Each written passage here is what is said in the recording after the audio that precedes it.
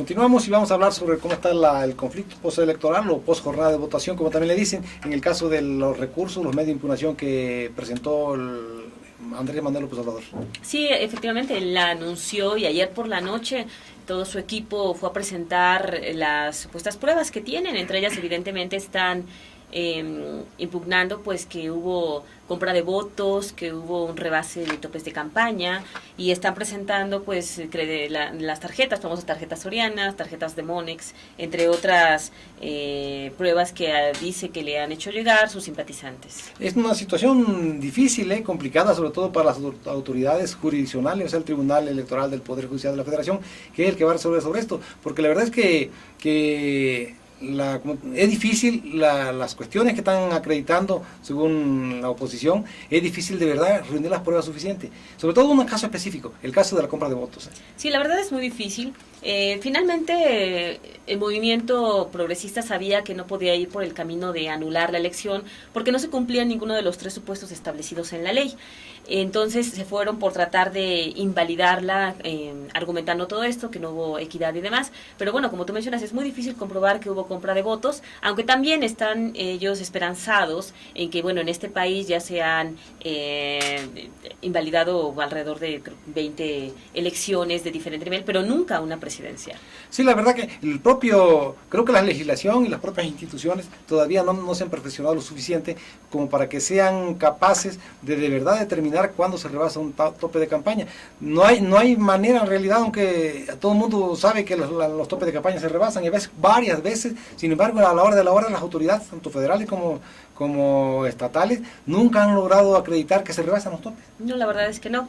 Y bueno, seguramente van a llevar también pues recortes de algunos medios donde señalaban testimonios de algunas personas que aceptaban haber recibido dinero a cambio de voto y demás, pero la verdad es que va a ser muy difícil comprobarlo, no solamente para tratar de invalidar la elección, sino incluso en la FEPADE, en las denuncias que se presenten, que se hayan presentado, para tratar de acreditar que hubo delitos electorales. Sí, pero además hay una cuestión bien difícil en ese aspecto de la compra de votos, porque la misma ley establece que para que se anule una elección, incluso una casilla, pero sobre todo una elección, las irregularidades tienen que ser lo suficientemente amplias y determinantes para el resultado.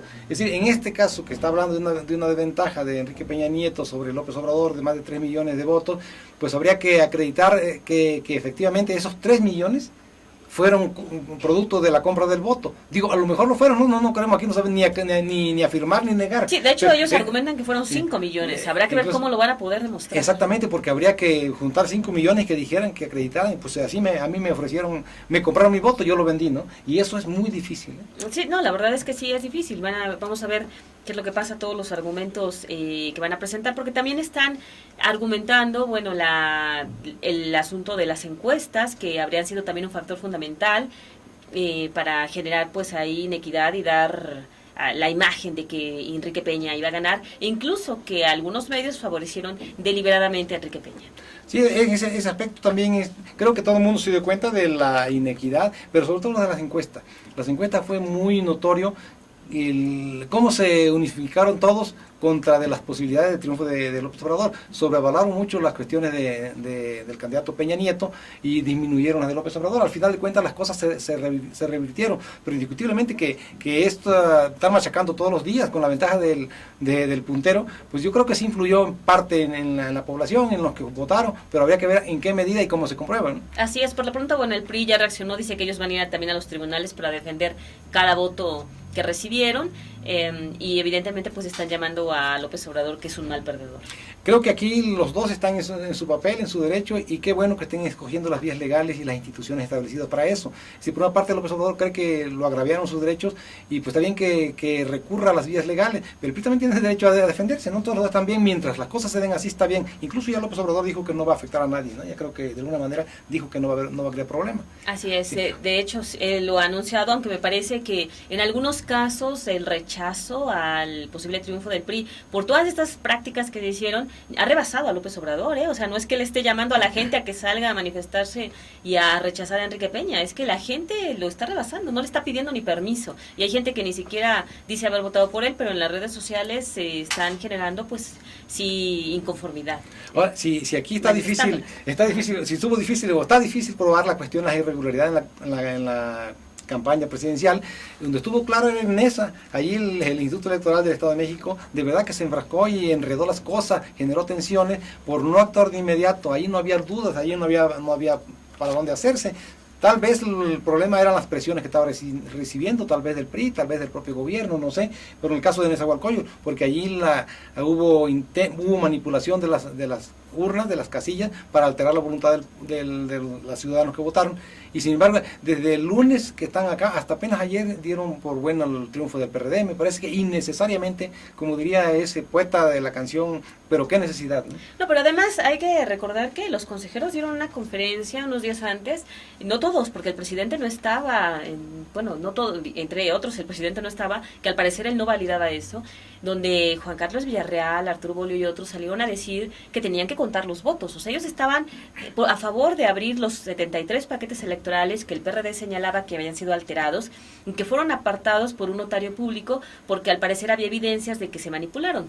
Entonces, si se hubieran contado que al parecer eso era lo que quería hacer el IEM, habrían podido incurrir en alguna responsabilidad y por supuesto generar un tremendo problema en ese municipio de Neza. Lo que pasa es que llega la FEPADE, gracias a la denuncia que hizo el PRD, la Fiscalía Especializada para Delitos Electorales llegó, trató de verificar, de tener acceso al material electoral, no se lo permiten, pero manda un oficio al Ministerio Público señalando que necesitan hacer un peritaje, y entonces, al ser esto parte de una averiguación previa, el IEM ya no puede tocarlo, porque puede incurrir en una responsabilidad o en un delito. Sí, creo que ahí, desde luego, es condenable y debe preocuparnos que todavía se den este tipo de burdas maniobras fraudulentas para alterar la voluntad de una elección, como en el caso de los priistas que abrieron las urnas en Nezahualcóyotl. Me parece que eso es imperdonable, no debe consentirse, pero también es un problema que seguramente no hubo la fortaleza del Instituto Electoral para someterlo.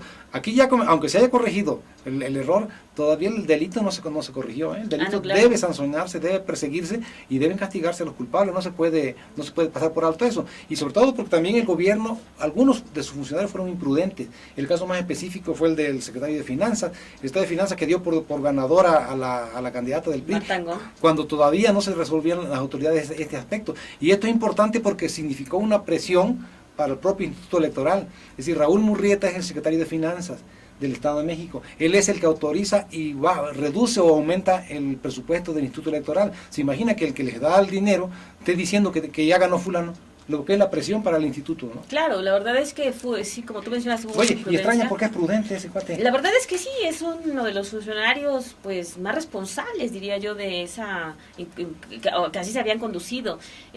Algunos diputados, que por supuesto los diputados pues, siempre están metidos ahí en el calor político y bueno, andan diciendo cada cosa a veces que, pues bueno, pero sí extraña de un funcionario de ese nivel que lo haya señalado, que había habido un cambio, un recuento y que ya el triunfo se le había dado a Marta Angón en un tuit que pues no sabemos ni de dónde salió, porque hay que recordar que Marta Angón no ganó nunca. No ganó en el PREP, no ganó en el conteo, no ganó en los avances después del cómputo supletorio. 90%. Y pues no ganó obviamente después en el conteo acta por acta, que fue lo que determinó el IEM ya la noche de este jueves. Entonces pues sí, la verdad es imprudentes, pero ojalá que la próxima vez sean más responsables los funcionarios. Y bueno, ahora lo que toca, ya se dio en la madrugada la constancia de validez a Juan Cepeda, está por dar una conferencia de prensa donde seguramente va a decir que pues que está bien, ¿no? Que por fin se cumplió la ley, que se cumplió la voluntad ciudadana, y ahora habrá que esperar. Seguramente el IEM tendrá que dar las facilidades a la FEPADE para que pueda